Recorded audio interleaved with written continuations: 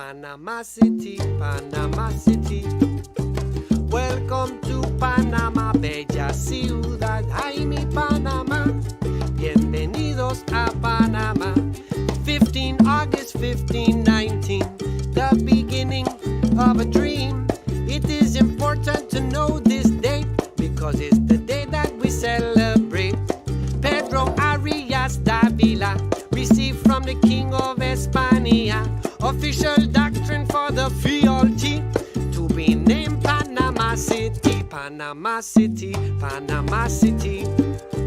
Welcome to Panamá, bella ciudad, bella mi Panamá. Bienvenidos a Panamá. A fishing village it was formerly, right upon the coast of the sea. Cathedral tower built up toward the sky. You can hear that bell toll far and wide. At this time within the nation, there was a very small population. Only 100 people or so. First European settlement on Pacific coast. Panama City, Panama City. Welcome to Panamá, bella ciudad, ay mi Panamá. Bienvenidos a Panamá. The Camino Real it paved the way, and in this isthmus it had to stay all the way to Nombre de Dios. If you go now, you can hear them go. Whoa! Riches came up out of Peru. Many ship and the pirates knew all the pearls, silver and gold. Panama City was Pacific stronghold. Then they crossed Panama by mule. Tropical diseases was very cruel. Finally arrived to Atlantic coast, departing for Spain from Nombre de Dios. Panama City, Panama City. Welcome to Panamá, bella ciudad, ay mi Panamá. Bienvenidos a Panamá. 15 August 1519, the beginning of a dream. It is important you know this date because it's the day that we celebrate. 15 August 1519, the beginning of a dream. It is important to know this date because it's the day that we celebrate. Panama City, Panama City. Welcome to Panamá, bella ciudad, bella mi Panamá. Bienvenidos a Panamá, Panama City, Panama City. Oh, welcome to Panamá, bella ciudad, ay mi Panamá.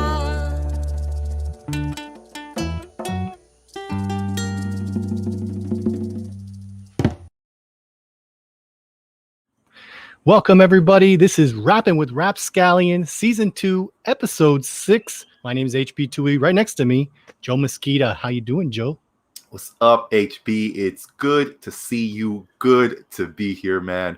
It's a rainy Sunday, but it's a good Sunday because RapScallions is on the air, without a doubt. Well, actually, it's not rainy over where you are. It looks super beautiful and summer-like. Very nice. Very nice. Yeah, man. It was trying to rain, but I did a little dance, and fortunately, took care of that. Yeah, that's good, man. That's good. Those dances, man, not only do they help you to keep your limbs loosey-goosey, but they also help to ward off the evil spirits of the rain. True, which is what we need in times like these. I love it. Well, we've got a great show today, as everyone can see by our beautiful artwork down below us. We're talking about 100 years of the Elks Lodge in Panama, in the Canal Zone. They've been doing lots of great work for over 100 years as of yesterday. So over 100 years. Wow. Yeah, man. Congratulations to all the Elks out there celebrating their 100-year anniversary. Celebrating. And before we do that, we've got to do our weekly Rapping with RapScallions weekly wrap-up, where we talk about our week in review. We have to give some shout-outs to some very special people today. Joe, how was your week? All right. We'll give the shout-outs after the weekend review because all right. There's a lot of special shout-outs. We got to give them time, man. They got cake in their mouth. We got to give them time. Got to give them time. We got to be like, oh, my God, are they going to mention me? Are they going to mention me? I don't know. That's right. Maybe. Oh, man. Well, my week, HB, has been all right. Very tiresome. I got to go back. I've had to go back into the office this week. And, man, going back into the office is tiring, man. It's tiring. It's not what it used to be. So just like going back into the office has had me very tired this week. And of course, we have to, due to COVID protocols, we have to wear our masks every time that we're in the office, except when we're eating or drinking something. And unfortunately, I can't stay drinking something the entire time, like with a straw in my mouth, just so I don't have to have the mask on.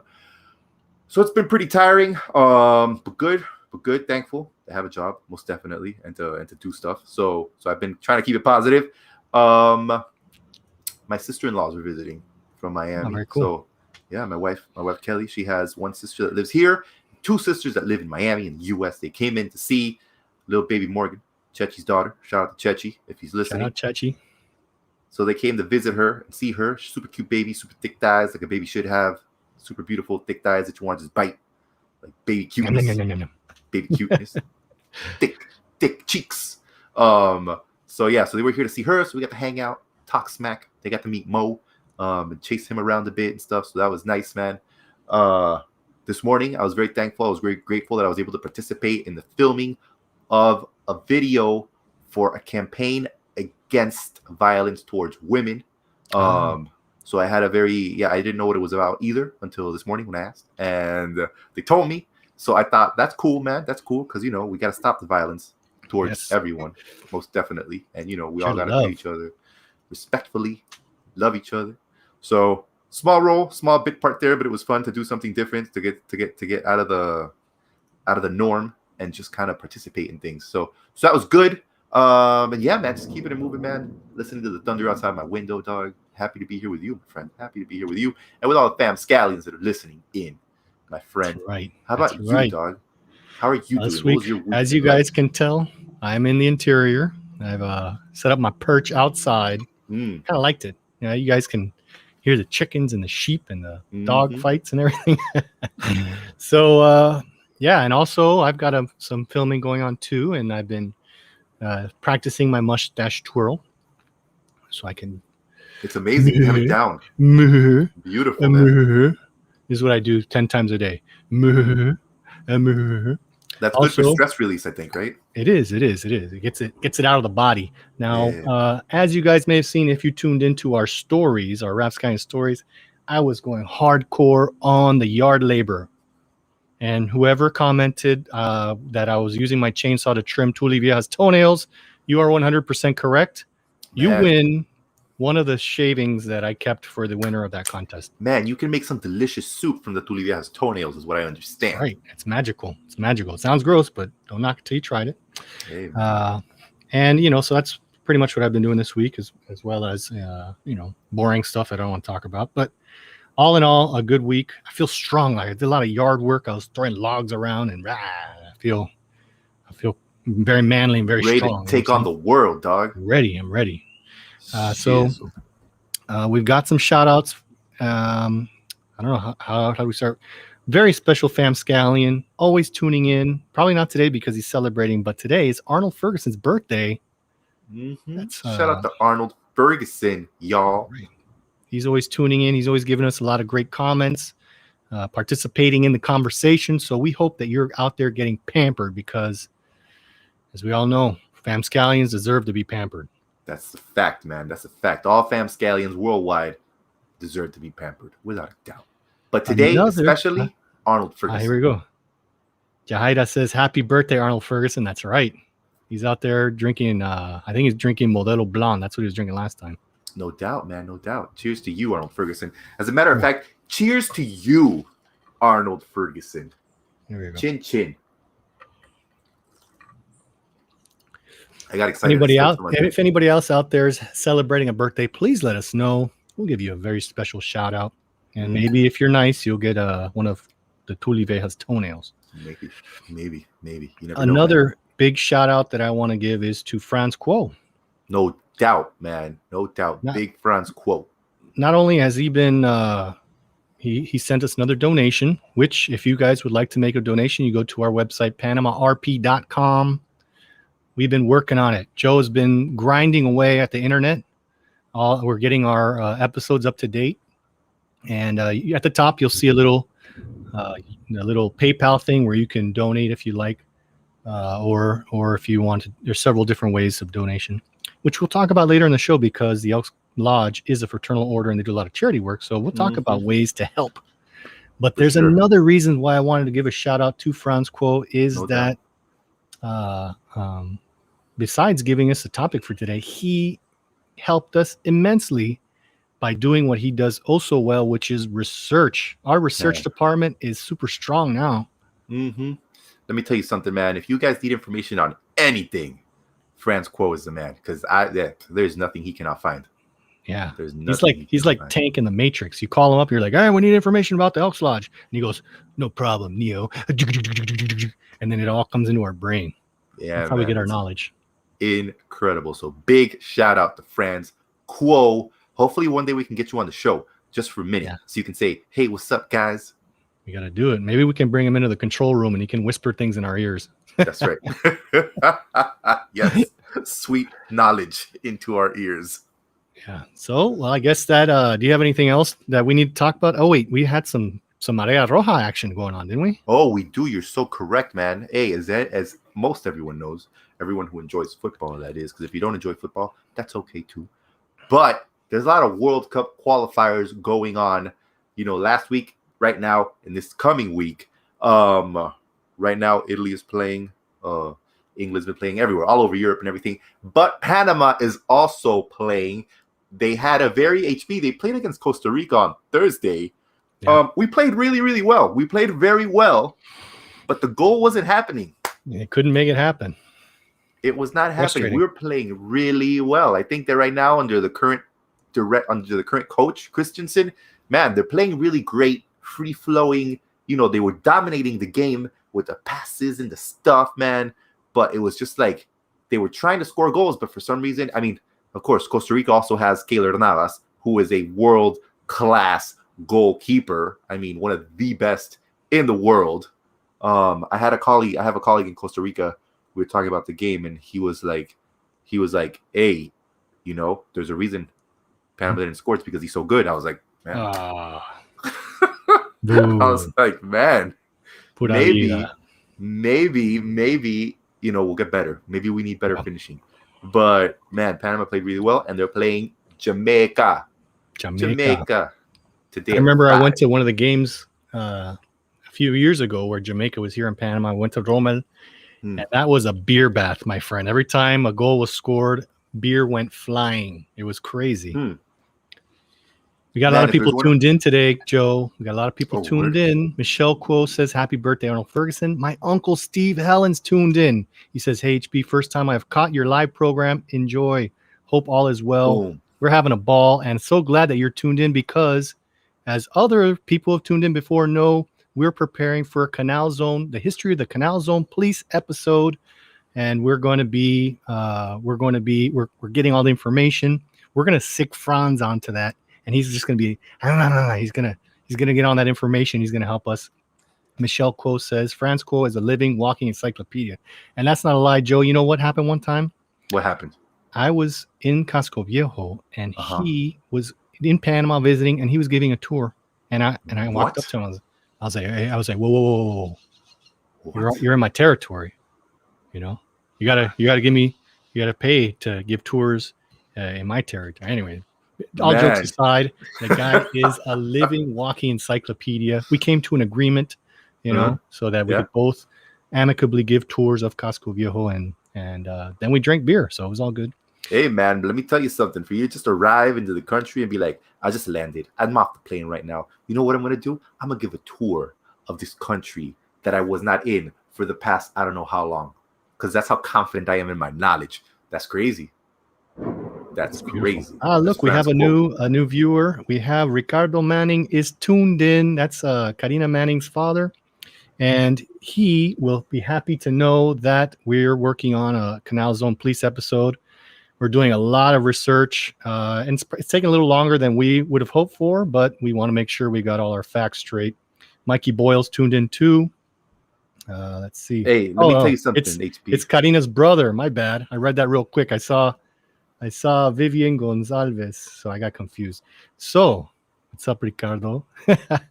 Well, you guys got to make sure that we get your dad on when we do the Canal Zone Police episode. Dude, let me tell you something, HB. Good things come to those who wait. That's right. So this Canal Zone Police episode is going to be amazing. Amazing. Dennis Pasamante is tuned in too. We got a whole big crowd, man. It's gonna be great. For sure. Hey, you know who showed up on the Instagram? Who's that? Chechi. Chechi, the faithful. He's on We the actually grams. have video grams. footage on RapScallions of Chechi, which he's like the Yeti. You can't get pictures of him. Yo, man, totally. And speaking of the Yeti, do you know what there was a sighting of? I read it this morning. I was blown away. So, the Loch Ness Monster was sighted in your property. In my property in Scotland, in my 5 square foot thing. He just showed up. He was like, I'm going to take a nap here. No. As some of you might now know, Joe is the Lord. He has a parcel of land in Scotland, and he is officially That's right. Lord. I have a 5 by 5 foot plot, and you're all welcome to RapScallions Palooza. It's going to happen there in 2024. It's going to be a massive festival. There's only enough room for one person, so you're going to have to entertain yourself while you're at the festival. It's going to be $1 million a ticket. But anyways, the Loch Ness Monster, man, they spotted it in the freaking, they use the thing with the sonar at the bottom, and they spotted a creature about 20 meters underneath, and it was long. Impressive. Dude. I read it this morning in a newspaper called The Scotsman, and I was like, whoa, this seems legit, man. Maybe it's an eel. I don't know what it could be, but there's something down there. They're talking about UFOs now the Loch Ness Monster. Who knows? Speaking of other rare creatures, Mike Boyle says, HB on Netflix. Hollywood soon, bro. Hey, I like where your mind's at. If any of you guys out there have connections in Hollywood, you let them know that HB and Joe we're waiting for our scripts. We're waiting for our contracts, all right? I mean, we're patient people. Patiently waiting. We're not getting any younger, to tell you the truth. No, man. These white hairs on my beard, they weren't there yesterday. Tell you that. Keep doing this. All right. So how do we get this out? How do we get this episode kicked off with the information, all this beautiful knowledge that we have to share? And if you guys have memories while we're talking, please make sure to share them. We'll read them out as we go along. So as far as the Elks Club, the Elks Lodge, that entity is from the United States. It's celebrating its 150 years, and they actually have a historical campaign going on. And then during the construction of the canal, which we've talked about on other episodes, they try to create a very social type of environment to help people that have come down to Panama and work on the canal. So, well, HB, let me ask you something. Let me ask you something first before we get started, because until we started talking about the Elks Club, we started doing our research and we got the wonderful information that France sent in. The only sort of connection that I had with the Elks, it was totally misplaced, I think. I don't know. We're going to learn today. We're going to learn a lot about new things today. So, I'd seen the Flintstones. I know Fred Flintstone was a member of like the Royal Order of Water Buffaloes or something. Correct. He would hang out with them. And then I also know that there's a lot of like there's Masons. And, there was an episode in The Simpsons where Homer joined the Freemasons. And, they had a secret handshake. And when there was traffic, he could, push a button and a rock would move. And then he would have, he would go under a bridge that had all the most precious things on the planet there. The Mona Lisa was there and secrets. And they had a secret handshake and stuff. Does that represent what the Elks are? Well, I hate to dispel so much of the mystery, and there are things that I cannot talk about. What? Do you know? Did they tell you about the UFOs before it was actually exposed? Can't talk about it. Oh man! All right. I can't do this, so I can do this. All right. Okay. All right. I can twirl my mustache. So one thing is, that a lot of people refer to it as the Elks Club. Actually, it's the Elks Lodge. It's the lodge, and within the Elks Lodge, there's a club area that is exclusive to members. Joe and I have visited the Elks Lodge in Panama, and we went to the club and had some delicious abuelos and Coca-Colas. Yep, it has delicious flavor, the most delicious abuelos and Coca-Colas. So that's the first inaccuracy that I would like to dispel is the lodge is more than the club. So essentially, and we're going to talk about the history, is that it's a fraternal order. It's where you join up and everyone's your brother, and you go out and you try to do good for the community. And should you need help, your brother Elks will come and help you out. And since 1995, sisters. Exactly, and sisters. Brothers Women and were sisters. allowed to join in 1995. And there's also a different Elks Lodge in Rio Bajo. It's commonly referred to as the Black Elks, but it's officially the Improved Benevolent Protective Order of Elks. All right. And that's in Rio Bajo. So that's like the black version of the Elks Lodge. Okay. Carina Manning says CZP police hung out there. That's true. the Canal Zone police station in Balboa, where the Arnulfo Arias statue is now, that's where the right next to it is where the Elks Lodge building is.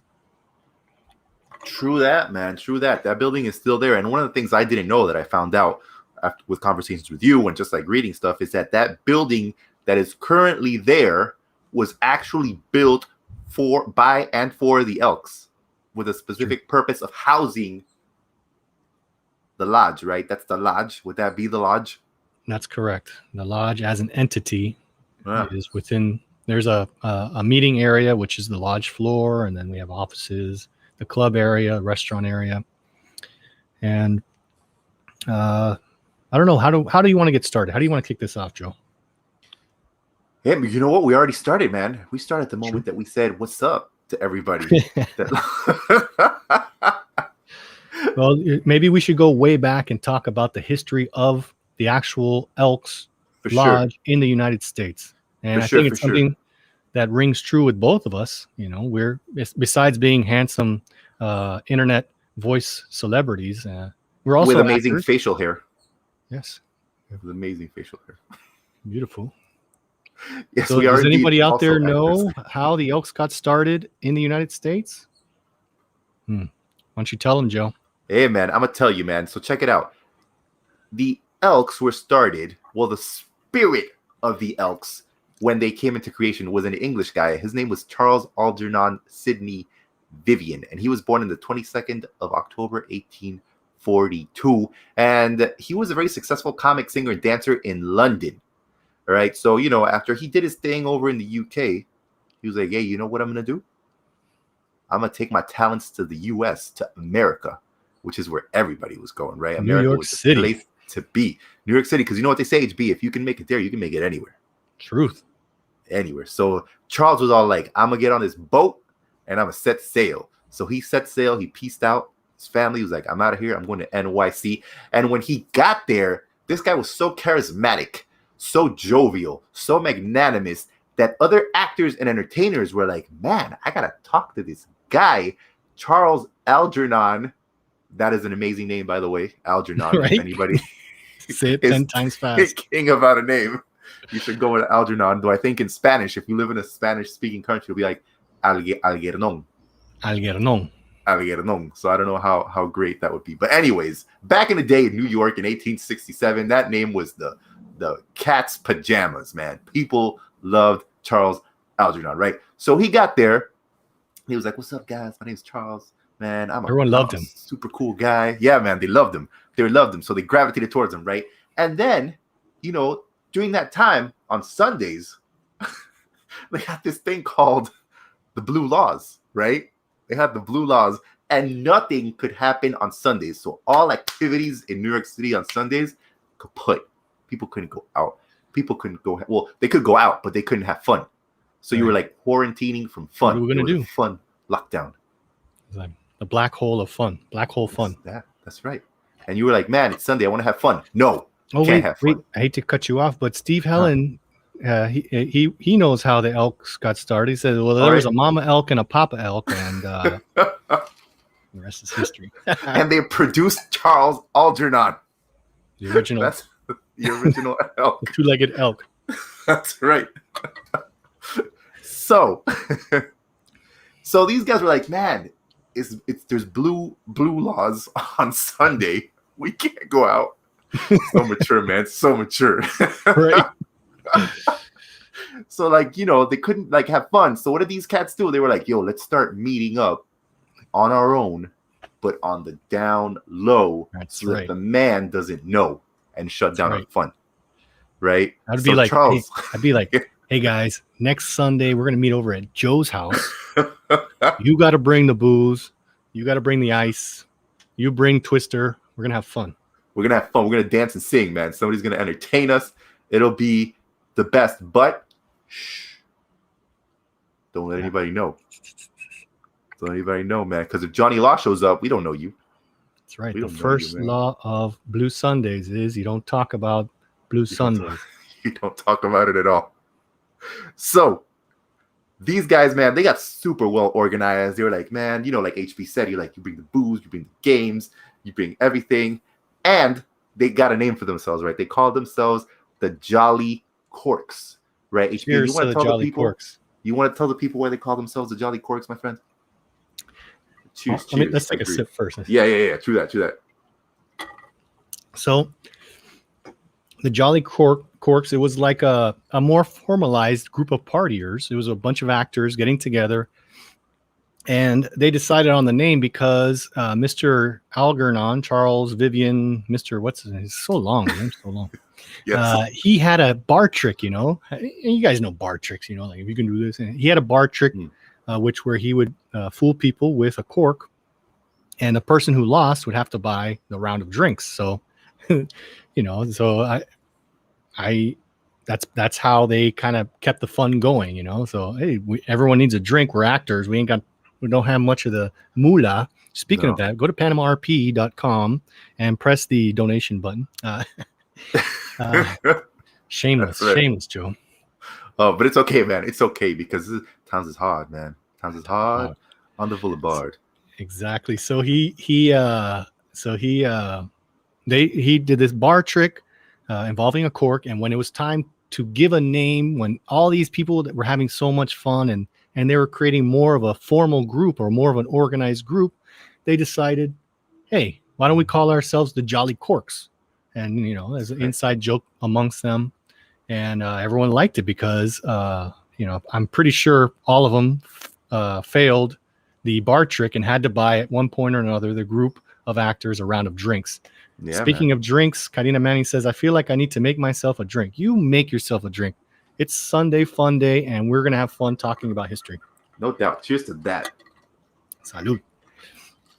So lo and behold, life was good among the Jolly Corks. Yeah, man. They were meeting up every Sunday, having fun, doing some partying, you know, and then tragedy struck. Tragedy struck indeed, my friend. Tragedy struck HB.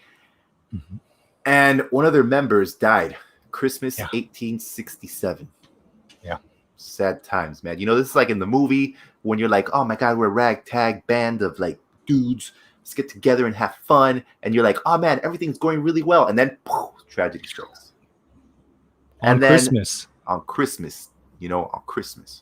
So when this person passed away, this member passed away, he left his wife and his children destitute. And at this moment, the Jolly Corks, they were like, hey, listen, man, in addition to all this good fellowship and merriment, we need to have an organization that serves those in need. So this moment in 1867 was when they were kind of like, you know what, light bulb moment.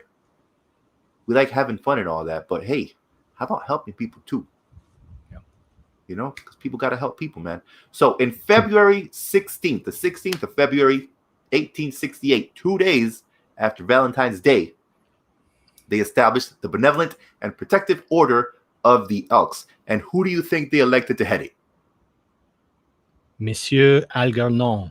That's right, man. Charles Algernon Sidney Vivian was elected to head the new order, right? So once this happened, boom, rocket ship, straight to the top. Social activities and benefit performances like through the roof increased their popularity. And then people were like, yo, we got to hang out with these cats. These cats are making good things happen and they're having a great time. Who wouldn't want to be a part of that, right? You're like, oh, let's have parties, but we're helping people at the same time with our parties. Come on. Beautiful. So they were doing things. And then people were like, yo, I'm going to move to another city. And then when they went to that other city, they were like, yo, when I was in New York, I was hanging out with these cats called the Brotherhood of Elks. And the people in the cities were like, man, those guys sound really cool too. So then all of a sudden, all these cities in the U.S. were requesting to have their own Elks Lodges so that they could do things like the dudes did in New York. So they asked the New York State legislature, for a charter to authorize the establishment of a Grand Lodge with the power to establish local lodges throughout the United States. And then when the Grand Lodge Charter was issued, the founders then received the first local charter as New York Lodge number 1 on the 10th of March, 1871. That was so well done, Joe. I'm inspired. How crazy, man. How crazy. How crazy. This journey from 1867, when Charles Algernon Sidney Vivian landed in New York, to the 10th of March, 1871. Boom. It went from pop, pop, pop, poof, exploded. Yeah. That guy has like Exploded. last names in his middle names and first names in his last names. I know, man. I know. How insane. But he made it happen. Made it happen. So while that was happening, the Grand Lodge was formed, as you said, and its headquarters is in Chicago, Illinois. And all right. also, as you read, Lodge number 1 in New York. Now, this started spreading all over the United States, and eventually, after it got popular. Oh wait, speaking of popular, why don't you tell us about some popular people that were elks? Man, that is totally true, because there's so many people other than HB, of course, who is a super famous and popular elk. There have been a ton of famous elks in the world. Many U.S. presidents have been elks, from John F. Kennedy, Harry S. Truman, Gerald Ford, Franklin Delano Roosevelt, Babe Ruth, Clint Eastwood. Babe Ruth was a president? Babe Ruth was a president, man. Yeah, he was president. Oh, he was a sultan. 27. Sultan Yeah, he was a sultan of swing. He had more power than the president. Warren G. Harding, Harry Houdini. Some of you might know this famous magician. I was going to say musician. Eli Manning. Eli Manning. Oh, yeah. Houdini had a beautiful mustache, just like yours, my friend. True. Eli Manning. Let me see who else. Let me tell you some more peoples that have been elks. Man, let's see here. Man, these are just a lot of names, man. So many people, but I want to hit you guys with someone super cool. Rose Mulford, super famous female elk. She was the governor of Arizona, the 18th. Leonard Bernstein. That's right, man. That's right. Gene Autry, Newt Rockne. He was a football great. Man, too many people to name. William Buffalo Bill Cody. Buffalo Bill. The Buffalo Bill. Yeah. So there you go, man. So many famous elks around the world throughout history. And I'm sure there must be many more than the ones that are just on this list. True. There must be many more. Henry Toohey and Henry Toohey III. Yes, that's right. Bruce Campbell. You know Bruce Campbell, don't you? Bruce Campbell. Sounds super familiar. He's a actor famous for the Night of the Living Dead. Or the Living Dead, not really? Yeah. What? The guy with the big chin. Yes. He has a chainsaw arm. Yeah. Look at him, man. Bruce Campbell. Man, it's a who's who of famous people. It is a who's who of famous people. You know, because thanks to the secret handshakes and stuff, they got famous. I don't know if I'm allowed to say this, but there is not a secret handshake. There is a secret. What? There is a secret thing that you do when you meet another elk, but I can't tell you about that. Don't even ask, Joe. But no, I need to know. Another famous one. We forgot about the most famous one is Uncle Steve. Uncle Steve. My Uncle Steve Helen, who's tuned in today. Oh, snap. He's also a member of the Elks. And he's also Canal Zone Police. So we've got a lot of shows coming up.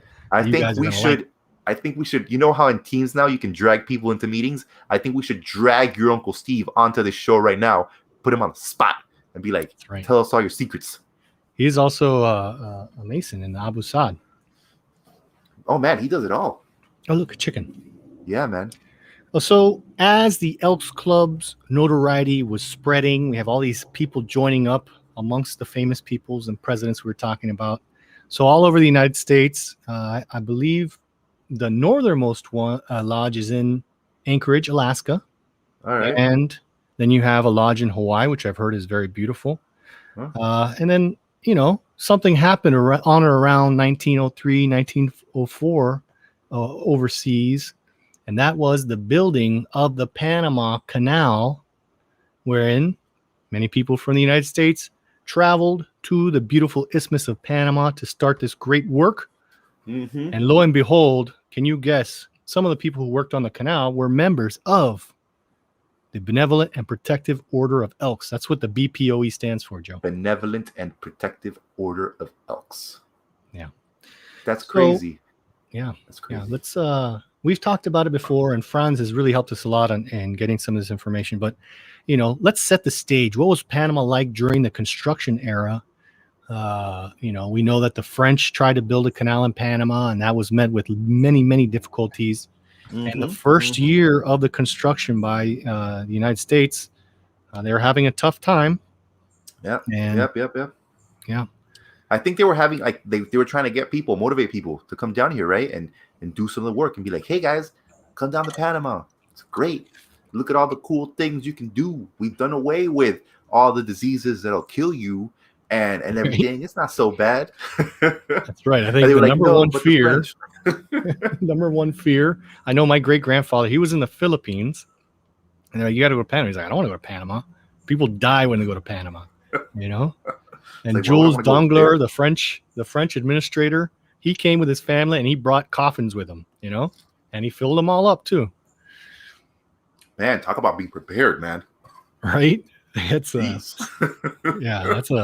not something you want to be proven right about. But no, man. So, Panama was a little scary for people wanting to work overseas.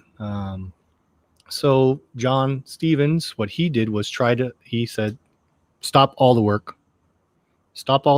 We need to make this an environment where people want to come and to succeed in their workday. That's right, man. Because you can't tell people, man, it's the number one rule of well-being, man. If you want people to do their job right, you got to treat them right. Right. You can't just be like, come over here and build this canal and then die 6 months from now. No. Right. Come here. It smells awful. It rains all the time. It's always mud. It's going to suck, but it needs to be done. No, that's not the attitude you want. You want competitiveness. You want people bringing their A game. And that's right, man. If you read books like The Path Between the Seas by David McCullough or Red, White, and Blue Paradise by Herbert and Mary Knapp, they kind of tell about, they explain more or less what the environment was like back in those days. Let's see, I think there was a number here. There was hundreds of fraternal orders and women's clubs and the YMCA, things that people could join and were encouraged to join so that they could, they could be entertained and have the camaraderie necessary to help with the success of an endeavor like digging and building the Panama Canal. And it's very impressive, HB, because I think from some of the information that Franz so kindly shared with us, you can find out that people living in the canal zone, they belonged to clubs, plural, with an S at the end. It wasn't just like, oh, I belong to the geology club, full stop. Like, you were in everything because you could literally do everything. There's no TV, Yeah. So you go out and you go to a social club, and we're both from the Theater Guild of Ancon. There was lots of theaters in the canal zone to provide that sort of entertainment, and so all these clubs. Let's see if we can read off some of them. Let's see: bowling clubs, camera clubs, literary clubs, debating clubs, dramatic clubs. The Texans had a clubs. There's 9 women's clubs in 9 different towns.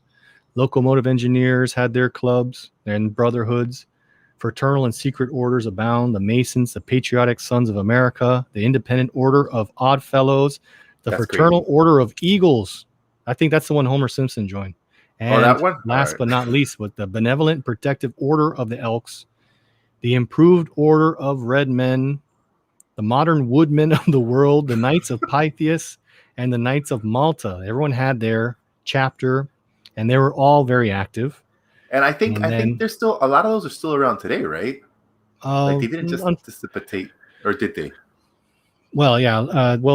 Remember that there was a mass exodus in 78 and 79, and then another one in 1999. So a lot of the membership was lost. And I know that in the Elks Lodge in Panama, a lot of people who moved back to the United States, they maintain their membership in Panama as kind of a badge of notoriety or of loving that uniqueness that the Canal Zone had. Right.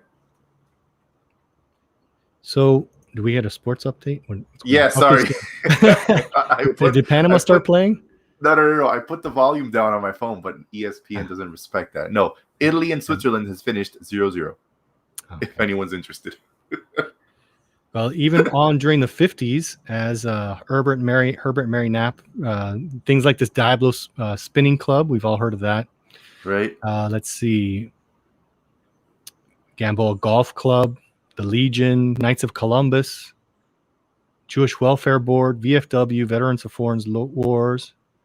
Let's see what else. The Boy Scouts, Girl Scouts, the Fat Fighters. I don't know. I guess that was. I'm guessing that was like an extreme, like they helped you stay in shape. It was like CrossFit. I guess it was CrossFit back in the day. CrossFit, 50s CrossFit. Yeah.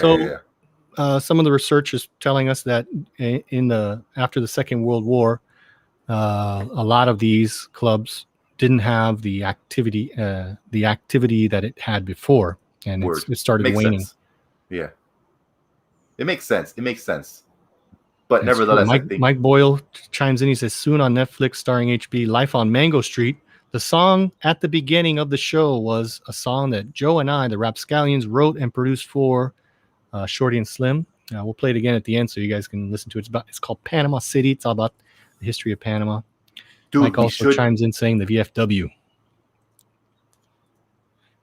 What was that? We should pitch a show to Netflix called Life on Mango Street about growing up in the Canal Zone. Absolutely. I'm already writing it in my head, and it's going to be exactly like Dazed and Confused. That would be amazing. No, I was thinking about, when we were reading the list of names, I was thinking about the Order of Malta, or the Knights of Malta, sorry, because I think they're still around. Because I remember being at a meeting once for work, and then somebody stood up and said a bunch of stuff, and I was like, who is that guy? And then somebody explained, because he was just saying stuff, and I was like, I don't recognize him from anything. And then somebody said to me like, oh no, he's from the Order of Malta. And I was like, the Order of Malta? So then I had to Google it. Did he make you kiss his ring? He did. He was in a flowing white gown, and he was just like blah blah blah. I was like, man, what's going on? Yeah, he had his mustache. He was twirling it. His mustache. Yeah. So, there was tons of social clubs everywhere, and it was such a unique area. The Canal Zone is you had a bunch of people that lived together, worked together. Everyone knew everybody. And then all these social clubs made it an even more interesting. You could be drinking with your boss at the bar, or, the head at the club, or the head of one division could be drinking next to the guy who, mopped at the locks, and they would be in a brotherhood and might even have everyone was equal. Kind of like Homer being above Mr. Burns in The Simpsons. True that, man. And HB, with all these clubs that were abound, like what was the population of the Canal Zone at its peak? Oh, like how many? Got me on that one. I don't know if Franz is out there who can Google that up for me. I know that during World War II, and I always want to make the delineation is there was the Zonians or the Canal Zone civilians who worked on the canal. Yeah. And then there were the military bases that were formed within the Canal Zone. So the maximum population inside the Canal Zone would be during World War II, when they had massive troop movements coming through the zone. The exact number, I don't know, but it might have been in the tens of thousands. Right. If anyone has a number or is a little closer on that, please let us know in the comments. And if you have any questions about the Elks Club as we keep going, or any memories or experiences, type it in there, man. We want to hear from you guys. And also let us know what you're drinking. I'm drinking seco con agua de pipa. I'm in the campo, and I got to drink like a campesino. What are you drinking, Joe? I am drinking on some of Price Smart's finest Scotch whiskey. Oh, it has a cork too, doesn't it? It has a cork, so it's super fancy. You can hear that. I'm drinking some of that. That sounds like quality. That's right. With some Mike apple Boyle juice. says, fire. Would love to see you guys eating on a set in Hollywood. Send me a program to write you a movie script. I'll get you paid. Yeah, I like that spirit. Yeah, man. Let's make it happen. Let's make it happen. So we were talking about Buchanan with ginger ale. There we go. Mike Boyle's. Cheers, Mikey. Cheers. Thanks for tuning in. Go. What else are you guys out there sipping on? Let us know. So we're talking about the different types of social clubs, and we're talking about how, the Canal Zone is a pretty small place and you know everybody. Yeah. So these social clubs made it even more interesting as far as your work interaction with your work brotherhood. You also had your brotherhood as far as joining different types of clubs and lodges. For sure. And you might have been in several of them, where in one club or one lodge you might be above someone and the other one you might be below them as far as seniority. But most of these clubs, what they do is they have, including the Elks Lodge, is you have to behave in a certain way. You have to act in a certain manner in order to be part of the Elks. And the Elks motto is Elks Care, Elks Share. So I like you're that. out That's there. Nice. Elks Care, Elks Share. It's easy to remember, and it's true. HB, and I think during that, once the canal started being built, right? We got people working on the canal. People are coming through.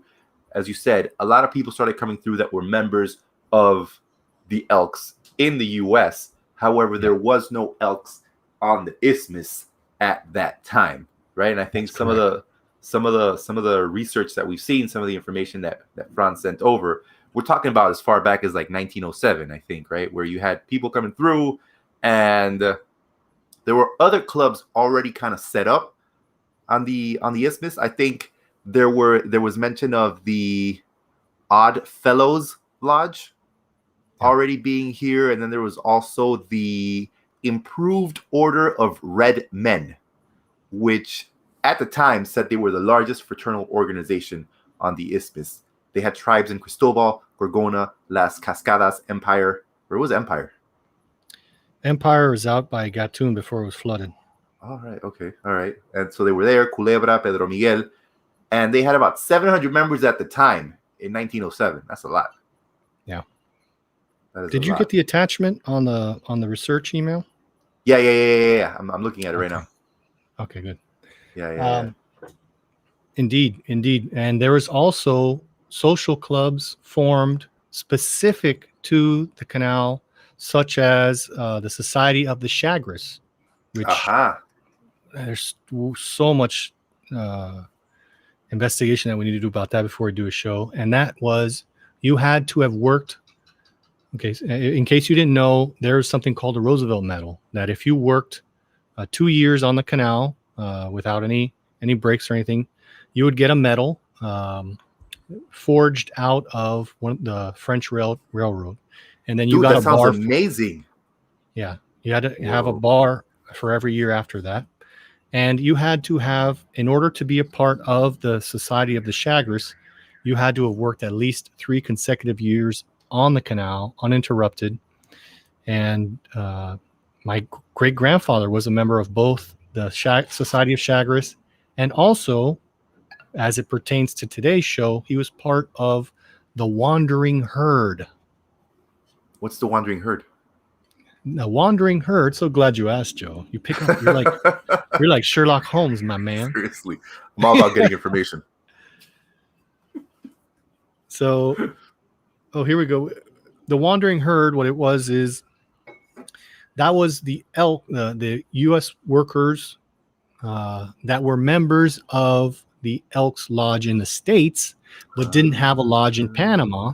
So they were having get-togethers, and they couldn't do any of the ceremony, which any brother of the elk, brother or sister of the elk knows about. Because they weren't established, so they were like orphans. Established. Yeah. The Wandering Herd. They were like separate down in Panama. So, the Wandering as Herd. you saw in that attachment, there was a letter in the Canal Review where they asked all the members of the Elks to convene in one area to see if there was enough momentum to form their own lodge in Panama. So that's what the Wandering Herd was. Yeah. Yeah. All right. And this was in 1908 was when this meeting was proposed, I guess, right? At the Hotel Central. Hotel Central. And yeah, that's the first convening. And these type of get-togethers would happen all the time. And then they got to be pretty famous. The Elks were known to have very big barbecues and invite everyone. And so it was informal during those first years. And then finally on September 4th, 1921, they were finally granted their charter to form BPOE 1414 Balboa. That's the Benevolent and Protective Order of Elks, number 1414 in Balboa Canal Zone. And of course, HB, so the number at the end, the 1414, basically is the number of the lodge. So this was the 1,414th in the world. That's correct. Right. Okay. All right. Now, all right. As far as when they were formed, there are only 4 overseas lodges. Puerto Rico, Philippines, Panama, and I think it's Guam. All right. So, and they're still active? Well, Panama's still active. Are the others still active? Panama, I believe Guam. No, Philippines is folded. Guam and Puerto Rico are still active, and Panama is still active. Go us, man. Yeah, and it was really tough there for a while. It was tough there right after there was that first repatriation to the United States. The membership of the Balboa chapter suffered. I mean, those years to survive were very difficult. Which year specifically, HB? Sorry. Right around 1999. Right. Okay. Yeah. So my dad came up to me. He's like, "Have you ever considered joining the Elks Club?" I was an 18-year-old punk kid. I was like, "Oh, what do I want to join that for?" Ugh. Yeah. And he looked at me in a fatherly way, and he's like, "Your great-grandfather was one of the founding members of the Wandering Herd and BPOE 1414." I was like, "Oh, smack." And after he told me that history of my great-grandfather, I was like, "Of course I want to join." He dropped the knowledge on me. He gave me the knowledge hammer. Badoom. You were like, "Oh, okay, I understand now." Yeah, and of course, all my uncles were, including Uncle Steve, they were members of the lodge as well. So, I knew I would be in good company there. I'd participated in some of the barbecues and things like that. So I ended up joining, and I immediately became active in the lodge, and I eventually rose to its highest position. But I think we're getting away from ourselves. We can talk about that HB, later. I have a question for you, my friend, because one of the things that I've seen as I have learned more and more about life in the Canal Zone is that, you always had the Atlantic side, you had the Pacific side, right? So were there 2 lodges, or because I imagine there were Elks on either side? That's correct. Right? You're prescient, were there Joe. Huh? You're prescient. You can tell the future. Dude, I'm just trying to know. I'm just trying to find out. Were there 2 sides? Were there 2 Elks lodges in Panama? Or was it always just the one in Balboa? And then people were like, you know what? Let's kick it in Balboa. There was Elks Lodge 1542. Oh, Margarita. Snap. Oh, snap. Now, unfortunately, they weren't able to continue on, and they were eventually folded in by Grand Lodge decree. They were folded into Elks BPOE 1414. The exact year, I don't recall, but it was good to have our Atlantic side brother Elks join us and kind of keep that lodge alive in some way. Man, that's amazing. So for a certain amount of time, there were 2 Elks lodges here in Panama. One in the Pacific and one in the Atlantic side. Man, that means there were a lot of people. Yeah. Oh, yeah. So just to cue that question, Franz, the amazing Franz Quo, a.k.a. Tank, quick answer. He says, during construction, the peak population was about 62,000. Okay. All right. That dropped after construction was completed. But by 1950, it was about 52,500. And in 1970, 44,198. That's a lot of people. It's a lot of people for that strip of land. For sure. And still the space, but it didn't feel crowded at all. No. It was fun. It was great to live there. And the camaraderie was just, I don't know how we would be able to capture that in a movie, but it's worth a try. For sure. Huh. So incredible. Let's see. So HB, right. Once the Elks were set up, right? Once we get the Benevolent and Protective Order of the Elks set up in Panama, Correct. What happens next? Well, in addition to the joy and merriment of getting together and having great barbecues, going to the club area, first and foremost, the Elks Lodge is about charitable work. Right. I can tell you that when I became active, I discovered something that something so fulfilling that I'd never done before, and that's charity work. We worked with the children of the Helen Keller, which are blind students. Right. We worked at the old folks' homes. There was an old folks' home in Kobe, which eventually moved to Howard, and we've always supported them. You know, every year they send us a wish list, and we raise money to buy them. You know, maybe they need some replacements for mattresses. Right. Maybe they need this or that. And then for the children of the Helen Keller, every year we have a Christmas party where Santa shows up and hands them toys and whatnot. That's nice, man. And yeah. And one of the campaigns that I'm particularly proud of, because I started it as when I was in charge of the Balboa Elks, we visited the Mother Teresa home where they take abandoned children that have cerebral palsy. So I was told about it, and then I went there to visit, and it's run by the nuns of Mother Teresa. And I kept asking, what do you guys need? What do you guys need? And they're like, everything we need is provided by the Lord. And, you know, so I couldn't, it wasn't that easy of a question, because they believed that they would be blessed with the supplies that were necessary. So I kind of had to use some of my acting skills to talk to these nuns, Joe. Baby, you know what, man? You know what? If you think about it in a sort of religious, the Lord will provide type of way. That's right. He or she was working through you. Exactly. That's the way I kind of felt. Like, I was like, okay, I understand that. So I was like, can you give me a tour of this place? And they're like, yes. And so as we walked through, I was like, how many of those do you use every month? How many of these do you need? And it was kind of like we marched through the place, and I was like, do you mind giving me this tour? Or no, we like this tour. So we're going to, and on that quick tour, what I found out is that their biggest expense was adult diapers. Man, adult diapers are expensive. Yeah.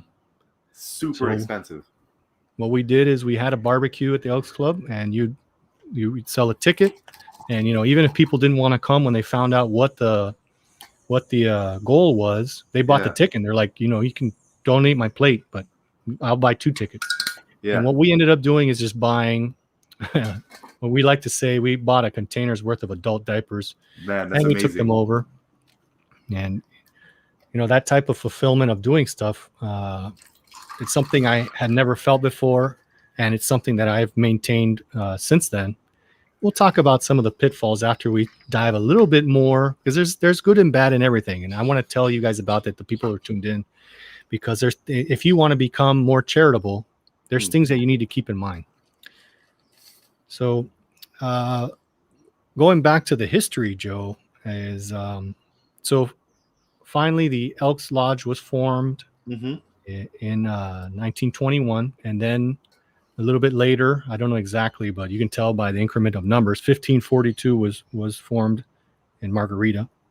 Right. And now, one of the things that is a little strange is that in some of the research that France has provided us, they talked about meeting in the Lodge Hall in Margarita, even though that lodge didn't have an official charter yet. So right. You need to look into that. Maybe if someone out there knows a little bit more about that, they can let us know. And then HB, so when the one in Balboa was set up, they went about in making the building, the structure, the house, the headquarters. Yes. That's what happened, right? That's correct. The lodge was built in 791 ex Balboa. And it's still there to this day. It's still there. We're currently fighting to purchase the land because after the canal was reverted to Panama, the Elks Lodge owns the building, but they don't own the actual land that it's sitting upon. Oh, really? And yeah, so it's been a battle for what, 21 years, 22 years. And what ultimately needs to happen for the club to own the land? They keep refusing us nonprofit status, and therefore we're not eligible to purchase the land at what it's valued at for nonprofit organizations. And that's happened to everyone in the canal zone. It happened to the Theater Guild of Ancon. They pay rent for the land that their building's on. The St. Mary's Church, all the churches, all the entities that are still operating in the former canal zone had to deal with ADI or the Ministerio de Finanzas, the MEF, in order to purchase the land that their building sat on. Well, that's disappointing. So Mike is asking, how do they grow annual membership to keep the doors open with the decline of U.S. citizens down there? That's an excellent question. And it's something that we've also suffered from because we're not allowed to congregate during the pandemic. If you want to be a member of the lodge in Panama, you have to be a U.S. citizen and you have to believe in God, and that's it. And you have to have the spirit of fraternal love in your heart. You can write to them, and I can also give you the phone number. You can look it up on the internet. We can also post links in our chat on how, if you want to become a member of the Elks BPOE 1414 in Panama, we'll let you know how in the description so that you can do that. HB, just on that, saying that you have to be a U.S. citizen in order to join the Elks Lodge, do you think with time that'll change? Or say if it ever gets to a moment where there's, I mean, I don't think it'll happen, but say you get to a time when there are no or very little U.S. citizens living in Panama, would non-U.S. citizens ever be allowed to join the Elks Lodge? We've talked about it with our state sponsors, and it's unlikely to happen. They would most likely close our chapter before, because this is a U.S. entity, so that's a non-question in the U.S. You know. Right. Of course, yeah. And just because it's in that situation doesn't mean that they're excluding anyone. That's just the way that it kind of formed up, you know. For sure. And I know the U.S. Embassy still uses it when they have specific meetings or when they want to send out messages out to the American citizens living in Panama. It's a pretty decent location to tell the U.S., the citizens here, like, hey, we're going to meet up at the Elks Lodge. We're going to explain passport services or whatever have you. And people will be like, oh, yeah, I know where the Elks Lodge is. So it's not like you're telling them to go to some ridiculous far-flung location, for sure. Exactly. And it's much more open than the embassy. Yeah. Exactly. And the restaurant is known there amongst the older Zonians. And then that's how, remember when we had Raul Altamar on, scroll down. He was episode 1 of season 2. He said that when he started investigating as a Panamanian historian, he was looking into Zonians and stuff, and they took him to the Elks Club, and he's like, whoa, he walked into a whole new world. He met Shorty and Slim, and they have a ongoing relationship where I think he just posted a cover of one of their songs, Gold and Silver Roll. He just posted on his timeline. Make sure you scroll down to that episode because we had a lot of fun. Very interesting. Yeah, for sure. Very, very good. The three of us, a Zonian, Joe is a Panamanian raised in the United States, and Raul is a Panamanian historian who has done a lot of research for the museum in Panama. And we had like a round table discussing different things about the canal zone. That was really interesting. That was super cool, man. There's definitely a lot of information that a lot of people don't know about, don't consider, or they'll think about, his canal zone history. They'll be like, that has nothing to do in Panama. But that's like, it happened in Panama. So it is Panamanian history. It is. Everything that happened on the soil in Panama is Panamanian history. For sure. For sure. And we got to make sure. That's one of the things that we love about doing the show. We learn so much, and we're recording things that happen that might get forgotten. It's in video form. So I know one of our most popular videos on YouTube is the one about Rand Runnels the Verdugo. So many people Mhm. in Panama want to know who this guy was, who was the hangman of Panama. The Very hangman of interesting. Panama. Yeah. HB. So, like, what type of activities do the Elks, what have they done? Because I know that they're massive for scholarships, right? Yeah. I think one of the articles that Franz sent us, the title was just like scholarships help Canal Zone students towards higher education here and in the U.S. So, you know, the Elks do a lot when it comes to education and helping young people get educated. And I know you threw some insane numbers at me just before we started the show. The only entity, or the second entity behind the U.S. government for the most amount of scholarships provided to U.S. citizens, is the Elks Club, or the Elks Lodge. That's insane, man. Now, that doesn't mean that, like in Panama, what we've done is we've modified those so that we can give scholarships to Panamanian students. So Right. you were asking what are some of the things that we've done. Yeah. We work very closely with the Helen Keller School, and we provide food baskets. If a teacher sees that one of the students, maybe their nutrition looks like it's not so hot, and like, this kid's come to school hungry every day. Word. We have food baskets that we can give out to those students. And I'm very proud to say that in my tenure, we doubled the amount of baskets handed out by speaking to Super 99 and asking if they would corroborate with us on that. Right. That's cool, man. So, I think for the most part, places like Super 99 and other, organizations, institutions, they're down to participate, right? And it's just about having the initiative to go have to and approach say, them. hey, yeah. And in an organized way. You're like, this is what we've been doing for years. This is what we would like to do. Yeah. We also give scholarships out that help with the purchase of school uniforms, which, some students just can't swing that payment. Yeah. Let's see. Franz Quo is saying, for the record, until yesterday, I knew nothing about the Elks. I just knew from cycling behind their building in Balboa, smelling their cooking and trying not to cycle into their sharply dressed waiters. Oh, yeah. Excellent. We used to have barbecues there, and the restaurants over the years, lots of the Chinese. There was a Chinese restaurant in the Elks Club, which was famous in my era. Oh, word? Yeah, good Chinese food. Man, I think I'd gone to that restaurant there, to that building. Well, not that Chinese restaurant, but I'd been to that building a couple of times to have lunch sometimes when I was having meetings or whatever. But I never knew that it had any sort of association with the Elks Club. Of course, you told me that the restaurant was then rented out, or the space, right? Restaurants had the capacity to rent it to provide services, paying to the Elks Club. And then until the time that you and I went, that I was actually able to go into the Elks Club, and I was just like blown away, because it was just kind of like entering this location. It was like being transported to a different time. It's true. It was really cool. It's super cool. And it has hindered us in the past. Like, some people, they walk in there and they're so like, oh my God, this is such a time warp. Some people feel a little intimidated about that, but rest assured, join up. You'll meet a lot of cool people. You have a lot of fun. And this is one of the things I was alluding to at the beginning of the show, is that there's several ways to do charity work. It doesn't mean that you have to go and wipe noses and put diapers on. You don't have to do that. So you can if you want to.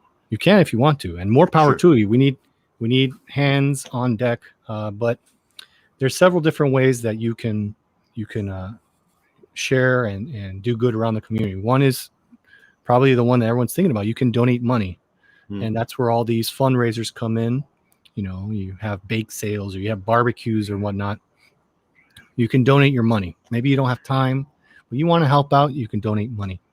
Number two, and it's these aren't in order of priority, they're just different ways, is you can donate your knowledge. Maybe several times what we've done is we've tried to rebuild houses for some of the students that were low on resources. And lo and behold, one of our members was a master carpenter, and has that knowledge. He had that knowledge, and we ended up building something twice as good for half of the amount that we had contemplated before, Right. just right, because one person shared their knowledge. So right. Yeah. please don't underestimate yourself. Look into different charitable organizations and share things that you've learned throughout your lifetime. Guarantee you someone out there needs your help, and they'd be more than happy to accept your knowledge. Hey, maybe you're really good at negotiating things. And then you can make a couple calls, negotiate better deals, better prices, because also charities, they still got to make their money. They got to stretch it out. Yeah. They can't pay like, oh, I'm just going to get, food baskets for $50 when Right. you could potentially negotiate them for $30. Hey, you're saving $20. That's money, man. Exactly. Maybe you know of a certain way to apply for different things for a student. That type of knowledge is invaluable. And the third way is to participate. You can be active in that fraternal organization, so. Yeah, man. And there's nothing better than being a part of an organization where you know that the ultimate goal is, doing something good, doing something right. And just, and the organization is sort of the key to what you're doing. Right. That's right. Because HB, man, you were exalted ruler. It's true. But it was never, and we're going to get into that in a minute, but it was never, HB, exalted ruler HB, and the Elks. It was always the Elks. You know what I'm saying? The Elks Lodge. And exactly. I mean, if I was there with my special medallion, if I was by myself, nothing would have gotten done. And all these things that I'm very proud of only happened because of the brothers and sisters in the lodge. And not only them, but, when you walk in to an office and you say, in Panama, we say, yo soy el presidente. I'm the president of the Elks Lodge. It's just easier to say than exalted ruler. That's kind of the flourish that an actor would bring to that position, Yeah. That being able to be in charge of something that is charitable, that means that the people that you work for, when you're in charge, they don't work for you. You work for them. I think that's something that we've forgotten in our political system. Anyway, I digress. That's a whole nother show. It's a whole nother show. Being able to walk into an office and say, hey, I'm the president of the Elks Club, and I would like you to help us accomplish this. And people will be like, that sounds good. I'm on board. No doubt. HB, why don't you walk us through your journey, man? Because you were saying your dad, he sat you down. He was like, listen here, young blood. This is the Elks. You gotta join up. And you were like, nah, man, I'm too cool for school, man. I was like, the young punk. But you were like, he spoke to you about the history. He dropped that knowledge. He was like, boom.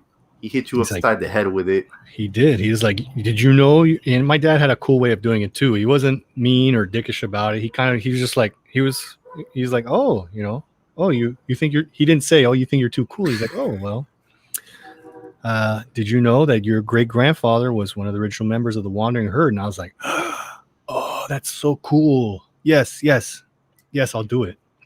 It was something that's in your blood, man. So how'd you start? Yeah, how'd you start? What happened? Tell us. Walk us through it, my friend. Well, what year was it? Oh, it's 2004. All right, 2004. HB's all like, I'm gonna join. That's right. I joined. I went to the States, and then when I came back, I decided to be more active because of the people that were left. I came back from the States because I wanted to live in Panama. I discovered the Theater Guild was still alive. The Elks Club is struggling. And as we moved through the ranks, or as those of us who stayed behind decided to be more active within the lodge, our goal, and this is back in 2004, 2005, 2006. Right. Our that was goal like was to 15 years ago. Our goal was to make it to 100 years, Joe.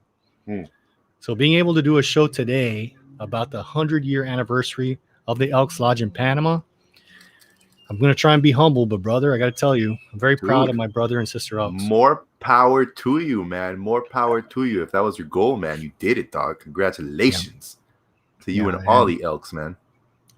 So, when I came back, I decided to be more active. My friends, I would go there, and then, when you're having some tasty beverages and going for the different activities and whatnot. Hmm. They're like, hey, we need to fill this position. Will you do it? And I did it. You know, I don't want to talk too much about our ceremony because the ceremonies are very important. And you know, are there proper even if you can't go into too much detail, like are there like proper mystical ceremonies, or like what are the ceremonies like? Is there incense? Well, you know, without giving too much away, you know, how do I impart? Maybe I bring you to my house, Joe, and I try to tell you something important. Yeah, I think it's much more impactful. Like if we did a show at the Theater Guild and we just sat on stage reading from a book, it's not very impactful, right? But if you create an environment, and you have some important words to tell someone, and you create an environment, to make it impactful, they're not going to forget it. So, without going into too much detail, there's ritual involved, and ritual is very important. No, I'm just thinking, and I'm thinking way back to when Queen Elizabeth II, you know, was crowned sovereign, you know. And that's, you know, whenever a monarch is crowned in the UK, that is like, and I mean, the only monarch I've known is Queen Elizabeth II. The only monarch I think you've known is Queen Elizabeth II. But that is, you know, if you've seen the video, that is like, you're like, whoa, blown away. So yeah, I think these types of things are things that, of course, I'm not saying you're not a monarch or anything like that, but you do remember it more if you add that certain theatrical element to it. Yeah, pomp and circumstance, you know. That's right. Carry on. Sorry. You've got a lot of great commentary. Ralph Furlong is here. He says approval of Law 53. Congratulations. Let's see, Ley 53. I can't find it. Salud mental. I don't know if that's the right one. But anyway, if you could shed some more light on that, Ralphie, I'd appreciate it. And let's see. Mike Boyle says Life on Mango Street, Netflix, summer of 2023. That's right. Netflix is going to be all about Canal Zone and Panama history. No doubt. He also says pay it forward, doing God's work. Don't forget about the little people when you guys go to Hollywood. You got it, bud. We're going to be doing RapScallions from Hollywood, Joe, under the Hollywood sign. Under the Hollywood sign, man. Hey, man, there are no little. We're all going to be giants, all of us. That's right. Every single one of us. So, you know, as I was just to get back on track of this question you asked me is how I joined and what my process was. Yeah. Without talking too much about the positions that you fill and the ceremony, you kind of progress, and each position that you go through has a certain responsibility until you become eligible to be the exalted ruler, and you have to be voted on. So I was voted by my peers to be the exalted ruler. Very proud. Can you talk about some of the things that you need to do in order to get to that level? I think, you know, we talk a lot about ritual, but one of the biggest benefits, and I think this will help explain, is one of the biggest benefits that it gave me is, you know, when you start your own company, Joe, you have to form a company, form its directors, form its president, form the Sociedad Anónima, or form the corporate entity. Right. So that was like a ceremonial way of learning how to do that, which I think has helped me in a business sense. As I went through the different positions, there were charitable approaches and ritualistic approaches to teaching me how to run a company. Understood. So you were learning all these experience, all these lessons learned. Exactly. And I mean, these lessons, one of the things, you know, on my journey to that position, and something that I'll never forget, is once I became the exalted ruler and having to motivate my brothers and sisters who are working charitably. Like, you know, if you're the boss, because nobody's getting paid. Nobody's getting paid. Yeah. Right. So I think all of us who are in the workforce have had terrible bosses, right? For sure. Yeah. So they just come in and yell at you because they can, because they're paying you, right? Because that is proper leadership, HB. Right? So imagine if you could take your boss and send him back in time and have him go through the ranks of doing community service and having to motivate people charitably For sure. who aren't paid. That guy would be a much better boss. Yeah. If he understood, yeah, for sure. Yeah. And I just want to let everybody know, man. I remember when HB told me that he had been exalted ruler of the Elks Lodge. It's on my Instagram at Joe Mosquito. There's a picture of us. We were at Pedro Mandinga, and we were having one of our many conversations because HB and I would sit and talk smack for hours and hours and hours and hours. And HB was now like, we do it for you guys. Now we do it for you guys. We do it live for you guys. And he was like, yeah, man, Elks Lodge. And we were just talking about a bunch of stuff. And he was like, I was exalted ruler. And I was like, whoa. I'm sitting next to this divine individual, man. That's right. In one small building in Balboa, that means something. Well, I thought it was special, man. I thought it was special. So I was like, oh, snap, exalted ruler. So anyways, man, carry on, dude. What happened? You became exalted ruler. I became exalted ruler.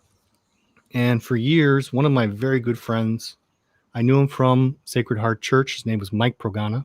He had been telling me as I rose through the ranks, and I knew him very closely from church. So he had the confidence to come up and tell me.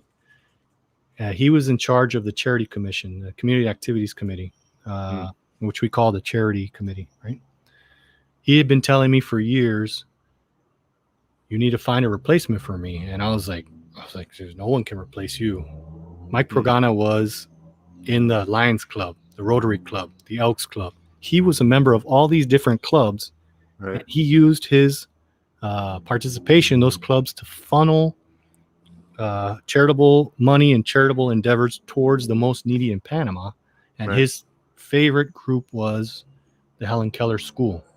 Right. And so he'd been telling me for years, you need to find a replacement for me. And no one would even get close to it. The guy is a walking angel, you know?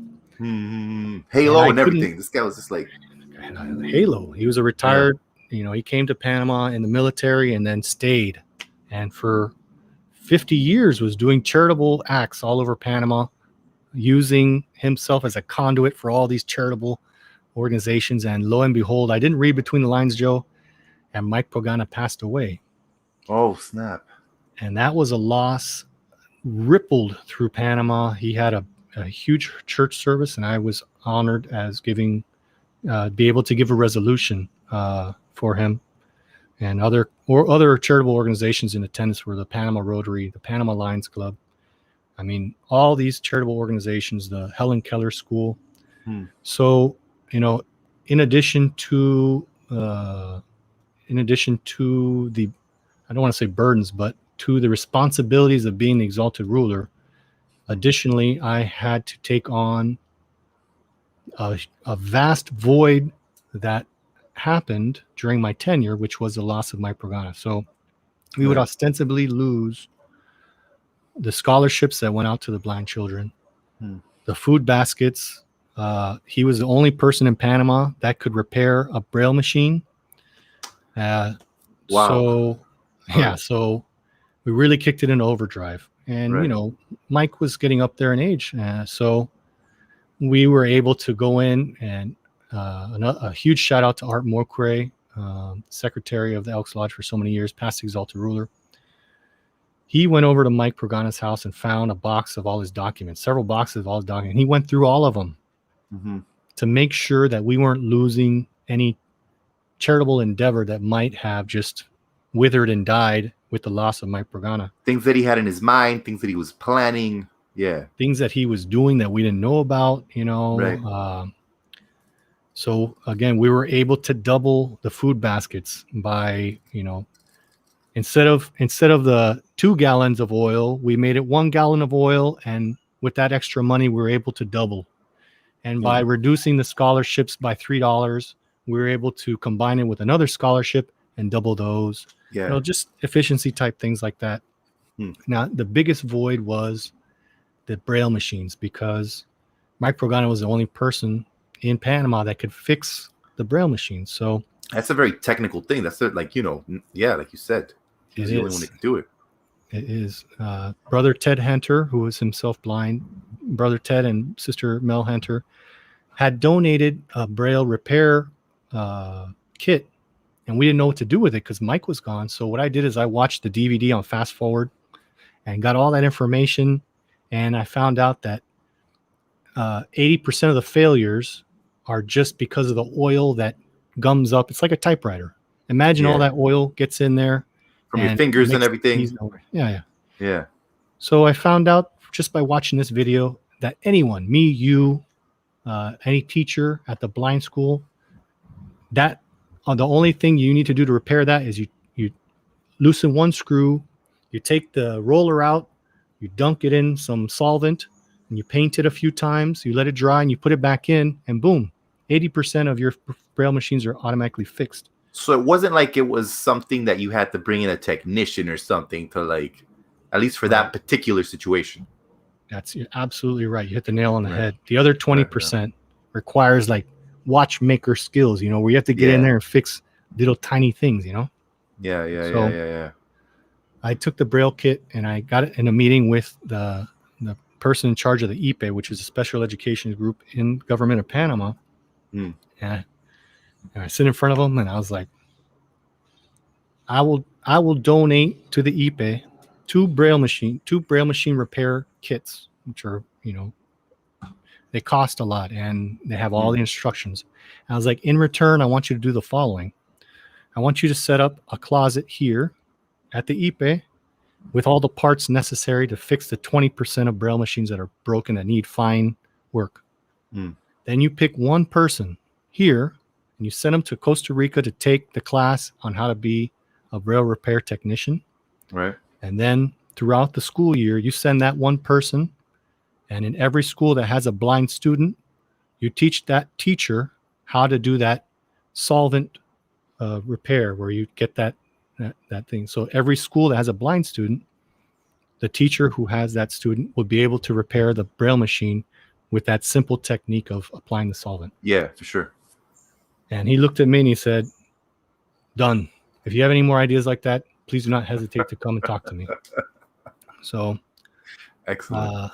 That's one of my proudest moments is implementing the new braille machine repair policy in the Republic of Panama. Dude, kudos to you, man. That's like amazing, dude. That is amazing. Because if it's one of the things that Panama really has, you know, where we need to evolve a bit more within the country is the type of assistance that we provide to people that have specific, you know, disabilities and allow them to continue to learn and grow, you know? So definitely that's one of those things where it's just like, it's a step up because you never really know what, if you ask a common person on the street, what is Panama doing for blind people? They won't know. They're like, I don't know anybody that's blind. You know? It's absolutely true. And, you know, you alluded to something that I wanted to talk about. Knowing the right way to give charity is very tough. And I want to share an anecdote with y'all. Is, you know, we the whole lodge had gotten together and one of the productions I was working on was the Survivor group that was filming in Panama. Yeah. When they were done, they had all their prepaid cell phones, right? And the prepaid cell phones had like hundreds and hundreds of minutes on them. So we're like, what can we do with these cell phones? You know, first we'll raffle some of them off and build money that way. And then someone came up with the idea, like, hey, let's give these phones to battered women. And that way they have a way of calling and asking for help. Right. Dude, that sounds like a great idea, doesn't it? Sure, yeah. So we all got behind this. We all thought this was a great idea. I thought it was stellar. And then we talked to the person in charge of the group in Panama that helps battered women.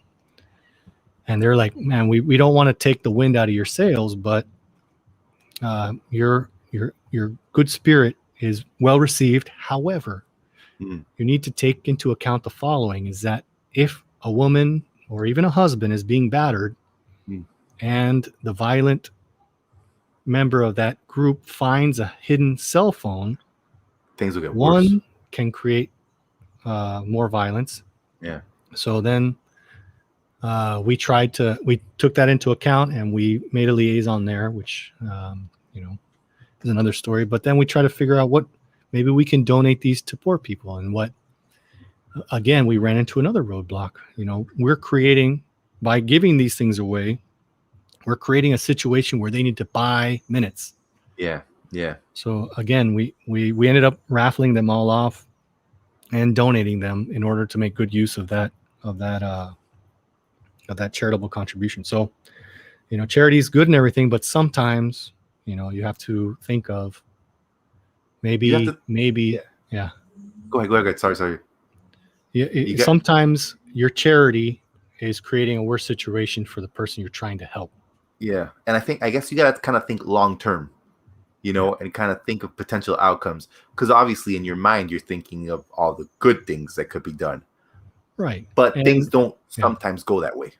They don't. And, and also, it's easy to succumb to instant gratification when you're doing charitable works. Like, you do something one time, maybe you have an extra $5 in your pocket and you give the guy on the street $5. That feels good for you right away, but does he really need that? Or would that $5 have better been donated to a scholarship? These are just broad examples, but hey, I got some good news, Joe. What's that? Arnold Ferguson, he says, saludo a todos desde San Francisco. Thanks for the B-Day shout-outs. What? The Arnold Ferguson?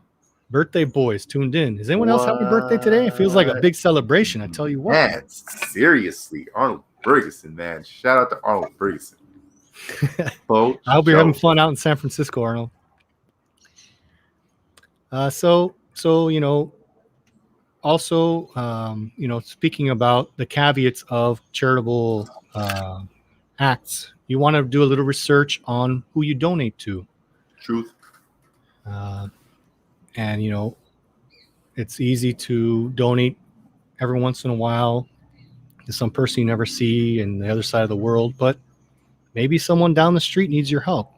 Look into your community. And, if you don't want to donate your time or your knowledge, there's $1, you can share it with someone in need around the community. Hey, I need clothing, appliances. Man, I remember one time when I first moved into this apartment, the apartment that I'm currently living in, man, I bought this microwave, right? This is kind of silly, but I'm sure anyways. I bought this microwave, and the microwave was huge. Like, it was massive. And my apartment is kind of small. So this microwave took up a lot of... Thank you, man. Many good episodes were filmed in that apartment. And many more will be filmed here as well. Hey, and this microwave was huge, right? And it took up a lot of space in my kitchen. So I was like, man, I can't keep this microwave. It's taking up too much space. I need a space for other things. So then my wife was just like, oh, man, just give it to a charity. And I was like, yeah, that makes sense, man, because I can't. Like, I wasn't going to sell it to someone. Like, I didn't know who to sell it to. I was just going to be out on the street like, hey, man, you want a microwave? So I was like, okay, I'll donate it to a charity. So there was a charity over there in Diablo, which I forget what it was called. Nutrogar, I think it is. I think they're in Diablo. Anyways, Balboa. So I put they're in Balboa. Yeah. Yeah. So I put the microwave I put it in my car. I drove over there. And I get there, and I take it out, and I'm walking through, and I see all the children and stuff running around. And I'm like, hey, I have this microwave. Do you want it? It's new. It works. And they were like, oh, no, we don't know. Just go over there and ask. And then I walk in. I'm walking in. I'm looking for someone. All I see are children running around. And I'm like, I have this microwave here. And then the lady who received it, she was like, are you trying to sell this to us? I was like, no. I want you to have it. Have this new microwave. It was like super fancy. It had like an air fryer and a rotisserie in it. Hey, it had everything you could ever want, man. If you were if you were like, oh man, it's chilly tonight, you could get inside of it. It was that big. Yeah, it had warming function. Yeah, warming function. I was like, that's amazing. Have this microwave. And she was like, oh, really? I was like, yeah. She was like, our microwave broke yesterday. And I was like, beautiful. I was like, all right, man. I love it. See? Here you go. Good luck. It's always a good time for charity. Looking after your fellow human beings. We're all neighbors on this big blue marble. No doubt. And like HB says, you got to do your research, though. Just make sure you go and go to a location or help someone that actually needs the help. True. And then it's all good, man. It's all good. So HB, tell us more. So you were exalted ruler, man. Yes, but sir. you're no longer exalted ruler. No, sir. So then what happened, man? When did you stop being exalted ruler? And what was that like? What was the transition of power like? Because I'm imagining you being like Optimus Prime when he passed on the matrix of power to Hot Rod. He was like, have this now. Is that what you did? How was the transition of power? I realize there might be some story, some ceremonies that you can't tell us about. But like, what was it like when There's you were like, one ceremony I can tell you about, Joe. What's that? The after party. What? Yeah. What? So, just of course, I can't tell elk stories without a little bit of preámbulo. So, if you think about how the Elks is formed in the state, you have the Grand Lodge in Chicago, Mm-hmm. then you have state lodges, right? So every state has a state lodge. Every single state in the U.S. has a lodge. Has a state level lodge. State level lodge. Okay. And then you have local lodges in the communities, right? Okay. All right. Now, if there's one in every state, I'm not 100% sure, but that's the hierarchy structure, right? Panama is overseas, right? Yeah. So we're not a local lodge. No. So Panama is actually a state level lodge. Right. So 1414 state level lodge. State level. So was the exalted ruler on a state level, not on a local like the governor. level. You were like the governor. Yeah. And, I have some funny stories there I'm not going to share. But another one of my proudest moments was that when they had the parade of the opening of the Grand Lodge meeting, Grand Lodge convention, each state exalted ruler walks in with the state flag. So I got to walk in waving the Panama flag amongst a crowd of thousands. Where does this take place? Every year it's in a different place. That particular year, it was in, I think it was in Orlando. It was either in Tampa or Orlando. All right. Okay. And you rocked up. You were like, check this out.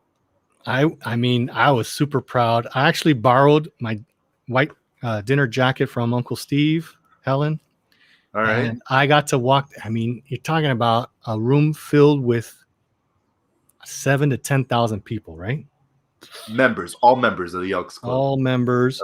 And I went there with the Panama flag. I was like, I felt like, Mel Gibson in Braveheart. Braveheart waving a flag. I was like, look at the Panamanian flag, y'all. I was waving that thing. And I got to meet the Grand Exalted Ruler that was introduced as the Exalted Ruler of Panama. And since that's on a state level, I got to chum it up with him a little bit. That was nice, man. That was a cool experience. Was he a nice guy? Yeah, he was super cool. Nice. But waving that Panamanian flag, I waved that thing like it was the opening of the Olympics. I can't tell you how hard. That's special. How proud I was. I was strutting, and I wanted to make sure that it was fluttering in a way that was like impressive. You know what I mean? Mm-hmm. I was like, are there any images of that? Did anybody capture that on video or photographs? Oh, you know where was that? I don't know. That was the year before. The year before was in Vegas. And then the year that I was Exalted Ruler was in, I believe it was in Tampa.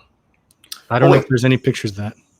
Hold on. So for how long can you be Exalted Ruler? Is this like a 4-year term, like a president? 1 year. 1 year. So I was Exalted Ruler for 2 consecutive years. Oh, 2 consecutive terms. Yeah. The TUI administration. That's right. So to answer your question, well, being as young as I wasn't retired. Wait, were you the youngest? Were you the youngest Exalted Ruler ever? At that time, I was. No, I think maybe Cali Wari was the youngest. I was second youngest. All right. So, hey, we got a lot of people tuned in. Tony Howitt says, "Exhausted Ruler." That's right. The Exhausted Ruler. That's right. Or we say Exhausted Rooster. The Exhausted Rooster. Love it. Let's see. Carina Manning says, wow, amazing. Mike Boyle says, an Olympian. Michelle has the Panamanian flag. Mike Boyle says, let them know HB. Big Montings. That's right. RapScallions is doing big things. No doubt. So, I had to make a living. I was doing real estate, and Right. because of the passing of Mike Pogana, I was actually on the board of the Helen Keller School. And I was the exhausted rooster of the Elks Club. You were doing it all.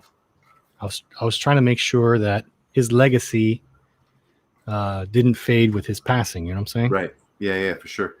So, needless to say, my work career kind of took a big dump that year. Yeah. Understandably so. Yeah, that was a tough year. Tough 2 years. And then I stepped down early from being exalted ruler on my second term.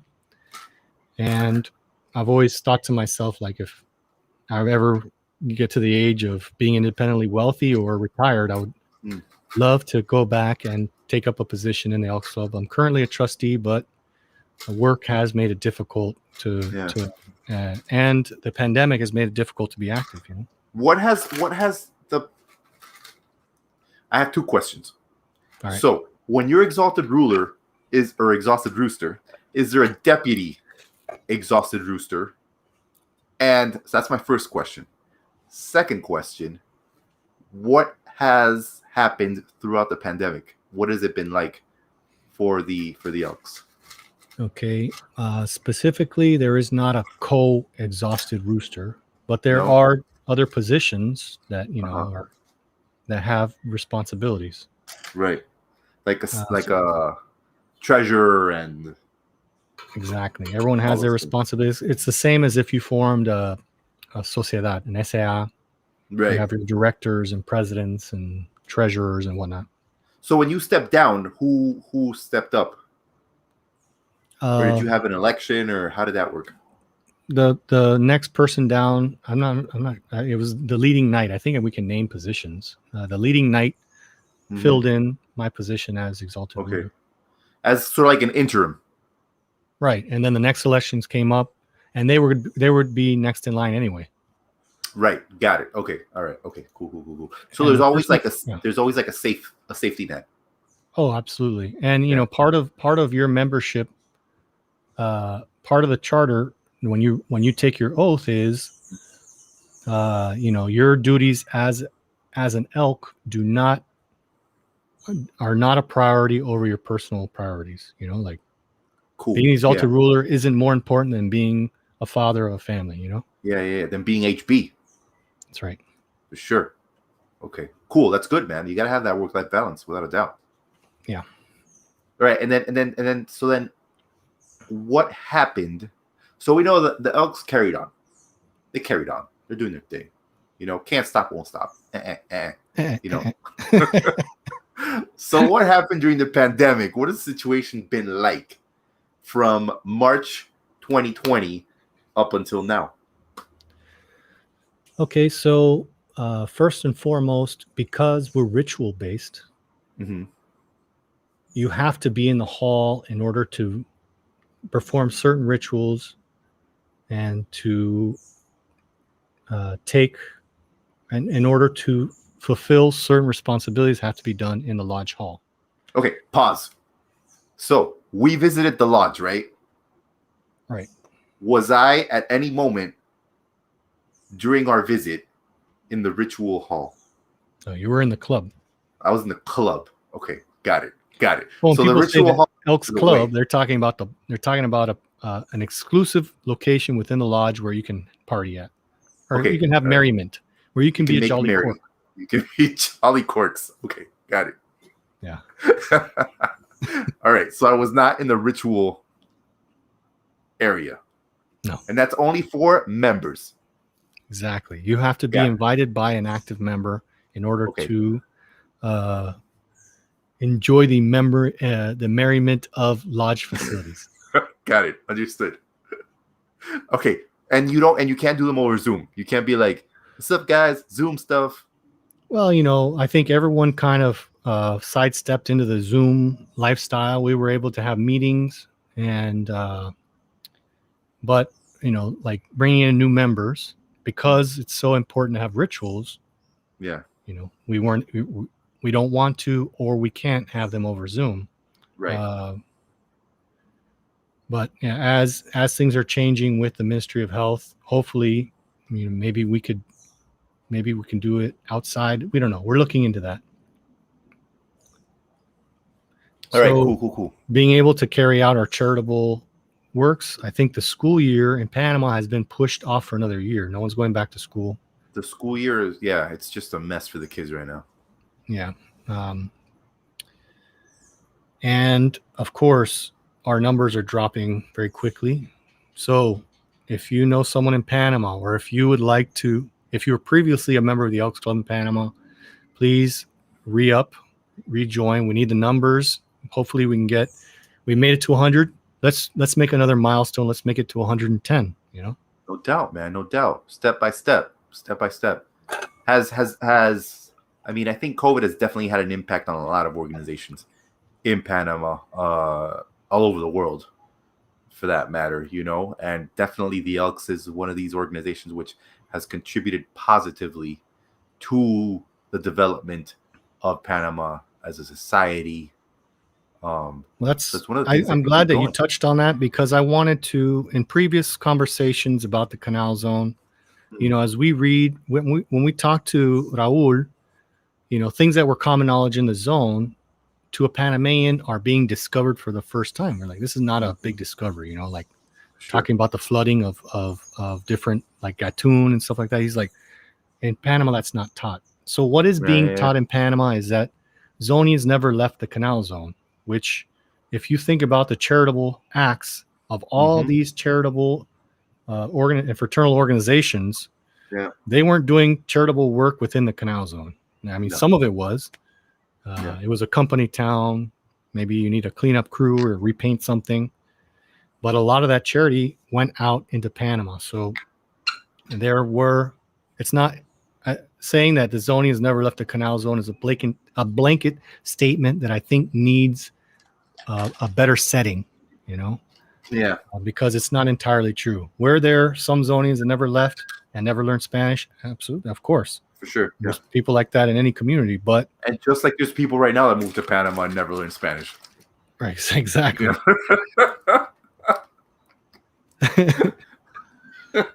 But what can you do? Yeah. But I Panama's agree with you. A beautiful place, and that's what RapScallions is about. Is what our motto is: laughing and learning. Man, we want to talk about all the fun things and all the things we love about Panama, and get it recorded so that people can look at it and watch it and have fun, right? Hey, no doubt, man. Hey, you know what? 50 years from now, when we're like, man, the Elks Club is 150 years old, we're going to look back on this episode and be like, dang, yo. Look how much we've changed. For sure. And to think that it got started by a couple of actors who like to have fun every Sunday. Make merry.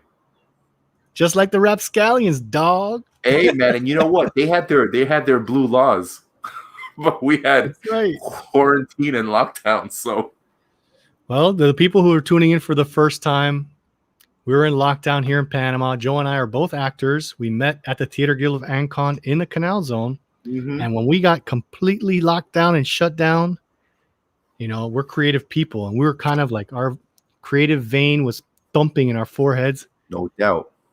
And Joe's dad sent him an article, and then Joe sent me that article. And I was like, let's do it. Let's start this live cast. And now we're on what? 58 episodes? 58 episodes. 58 episodes. Man, that's crazy.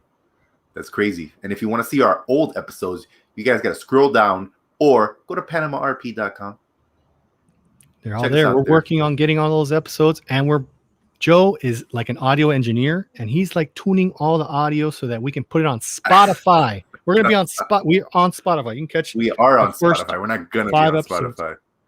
That's right. Spotify, but I can't take credit from HB. HB's a mastermind. He's behind the scenes pushing all the buttons.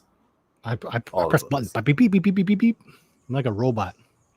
Look at him, man. Thanks to him, we're spread out through the airwaves. Mars rover picks us up. We are on the Twitter. If you guys, we got a lot of people tuned in on Facebook. We're also on Instagram. We're on YouTube. We're on Mars Rover. We're on Spotify, podcasts. We're everywhere. The only place we're not yet is Hollywood. Mike, talk to your Hollywood. people, man. Talk to your people, man, and let them know that they can also get merch at PanamaRP.com. You guys can pick up some sweet swag like this right here, man. This is our collaboration T-shirt with the Happy Introverts. That's right. Check that out, man. You guys can get that at PanamaRP.com. A company called the Happy Introverts is like, hey, we want to do some merch with you guys. So look at that. These shirts are so comfortable. Right. Man, this cotton is so soft. So soft. People walk up to me in the supermarket, just rub my arm. I'm like, that's nice, but get away from me. Social distance. That's right. They get a stick and they rub the stick against HB. They're like, oh, my stick has never touched something so soft. That's how pornos start, dog. We're always here. We're always having fun. Maybe, like Franz, he's helping us out with research and ideas. If you have an idea, maybe you want to know about the history of a town site. You want to know the history of XYZ. Let us know. As Joe mentioned earlier, we're working on the Canal Zone police history. That's gonna be awesome. That's gonna be incredible, man. And that one, we got to make sure we can do that one together, man. Yeah, we got to be in the same room because being over the internet kind of takes some of the fun out of it. Another thing is Joe's brother Mario wrote a very, very interesting his master's dissertation, right? Yeah, that's right. In Latin American studies about the Canal Zone. Where in London? What was the University of Liverpool? University of Liverpool. I'm just reading that now. So far, it's amazing, and hopefully, if you guys think it's something you want to see, let us know. We can have him on the show and talk about it. For sure, man. I'm sure he'd love to talk about it. My brother has a lot of thoughts. Yeah, has a lot of thoughts. I think similar to me, he shares a lot of curiosity. Towards the Canal Zone, towards the life in the Canal Zone, and just wanting to learn more about it. Because I think if you're a person that never experienced it yet, it happened, you just kind of like, man, what was that like? I want to know about it. You got to embrace your history, and we talk about that all the time. And things that happen in Panama are Panamanian history. Exactly. You can't deny it. Not be forgotten. Panama is a beautiful and wonderful place. Mm-hmm. All right, we're at 4:52. Before you give us your words of wisdom, Joe, I have, because we're talking about the Elks, I have my own wisdom that I want to share. Share your wisdom, dog. The most important thing that I got out of being the exalted ruler and by leading people and working for them on a charitable basis, on a nonprofit basis, is that after I was done doing some of the things that I explained to you guys earlier, I am 100% convinced that anything is possible.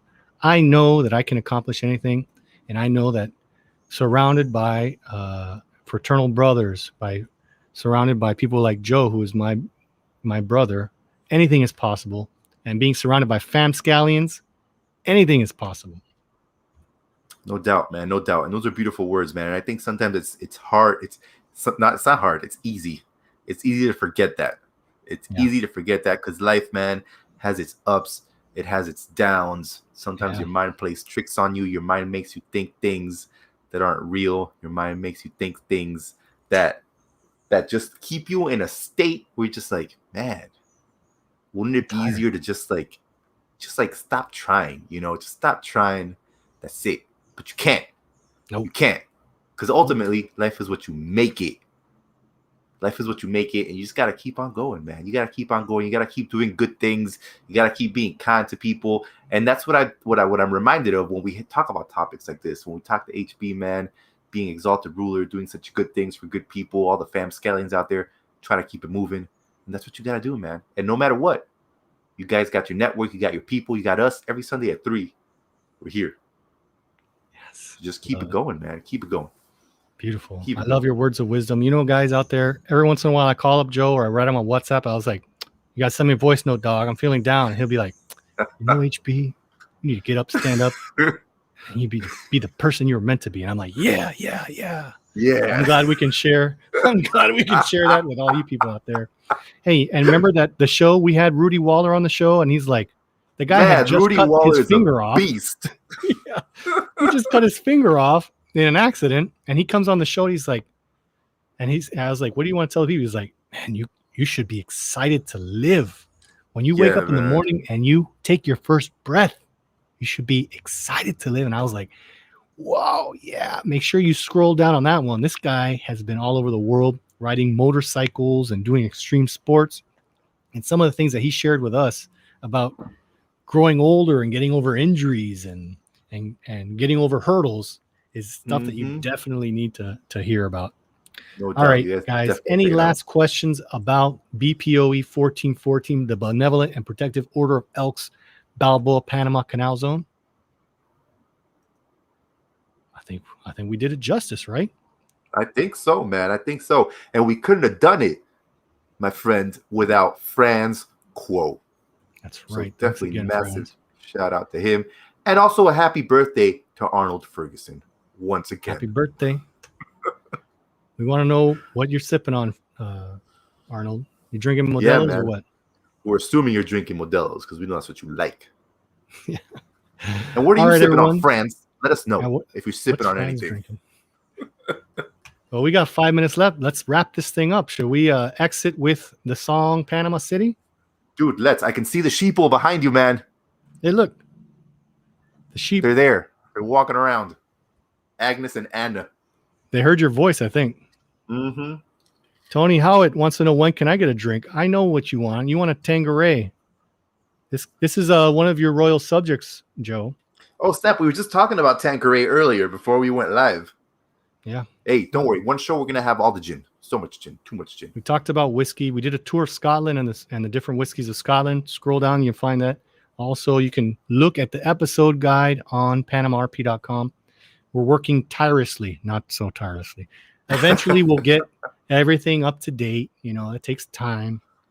And there's lots of interesting episodes, and we're always having fun. And if you have an idea, Mike Boyle, he's like, Life on Mango Street coming, Netflix 23.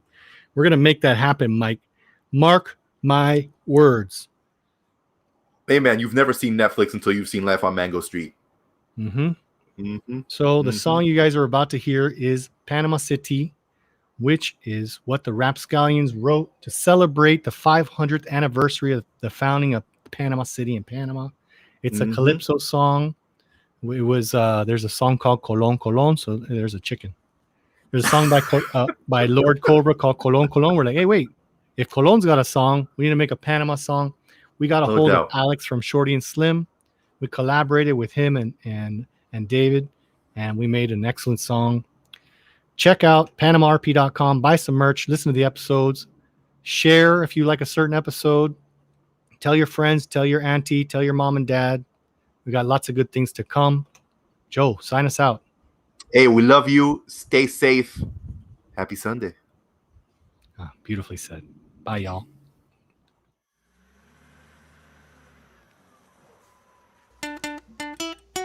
Panama City, Panama City. Welcome to Panama, bella ciudad. Ay, mi Panamá. Bienvenidos a Panama. 15 August 1519, the beginning of a dream. It is important to know this date because it's the day that we celebrate. Pedro Arias Davila received from the King of España official doctrine for the fealty to be named Panama City, Panama City, Panama City. Welcome to Panama, bella ciudad, bella mi Panamá. Bienvenidos a Panama, a fishing village it was formerly, right upon the coast of the sea. Cathedral tower built up toward the sky, you can hear that bell toll far and wide. At this time within the nation, there was a very small population, only 100 people or so. First European settlement on Pacific coast, Panama City, Panama City.